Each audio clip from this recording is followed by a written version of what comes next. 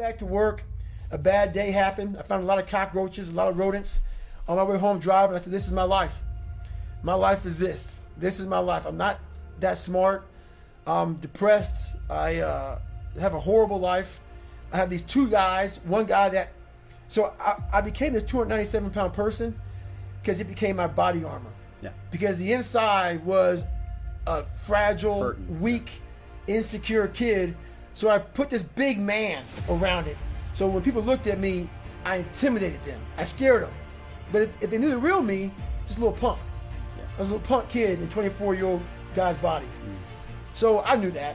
No one else did. So I tried to change my life, and it started there. I went to a recruiter's office. I went there. Bad day at work. The bad day at work made me realize I gotta make a stand. How did you lose weight in 3 months? You just run your ass off? I couldn't run. The first thing about it was, so I said to myself, I'm gonna run 4 miles.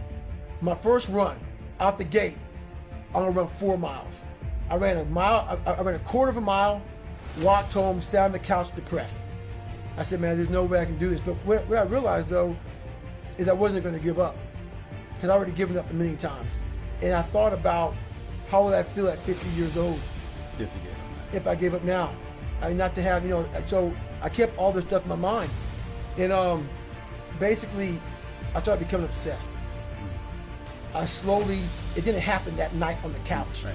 Over a period of time, I started becoming obsessed with studying, with weight, with being somebody, with making people who thought I was going to be nothing kind of like feel like shit. I became obsessed with, you have to make this right. And the only person who can do it is yourself. So I became obsessed with just being obsessed. And that's what it was. And I was a kid who kind of got the bad genes. I had all these little sickly issues, all these allergic to shit. I was a little sickly kid. And it's funny how when people hear my story now, they want to put a title on me. Like I'm superhuman. And I love it because basically it makes you feel better by putting a title on me. Right. You can do it too. It's a hard choice. It's a lot of suffering involved. So for me to get the start line, through that start line journey, I realized, shit, I'm capable. So what happens through this whole process is the change of the mind. It's the change of the guard. Someone once owned my brain. I never owned it. Yeah. I had no control of my You outsourced it. Yes, right. Everybody had it. It was my dad's fault. It was the kids that called me their fault. My mom wasn't home fault. My soon-to-be stepdad's fault. The little kid that got ran over by the bus fault. My life was, everybody had a piece of my fucking brain. And through this journey of suffering, and the suffering, I put it in because I started finding myself.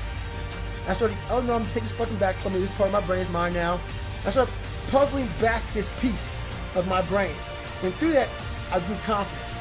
This is years of a conversation. Got it. In a very dark, when I mean this dark, I mean very dark, bad dark. Yeah. Sometimes you gotta go dark to get places. This is a bad dark, where I had this internal conversation with myself a lot. And I knew I had to make a stand. Because I knew where I was going. I knew where this road led that I was on. And I was afraid. I was afraid to make that stand. So this process was going on a long time in my mind. I was afraid of this, afraid of that, afraid of this, afraid of that. I knew I had to face this shit, man. But through facing a lot of this stuff, that's what started happening to me. Through facing it, I started getting more and more courage very fast. One thing at a time. One thing at a time. Yeah. So when I overcame the water, more courage. Right. When I overcame the fear of myself, the fear of failure, the fear of being judged, the fear of kind of like, so in this process, I went from David Goggins, I started forming a guy named Goggins. I realized I had to reinvent a whole nother human being within myself, because who I am wasn't going to make it. This guy is not going to cut it. So I had to be a guy who can take any kind of pain, any kind of suffering, any kind of torture, mentally, physically, emotionally, spiritually.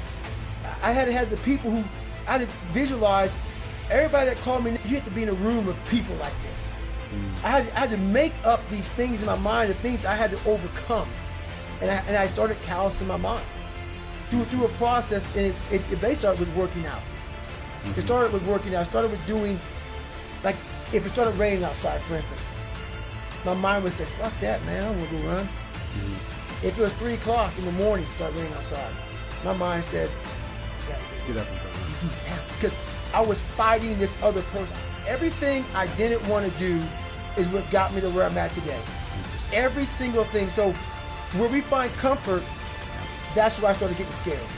When I started saying, oh, it's raining, I'm not going out there. No, you cannot say that. You cannot do that. You have got to do this. So whatever my brain thought, I did the opposite. Wherever the comfort was, I went the opposite direction.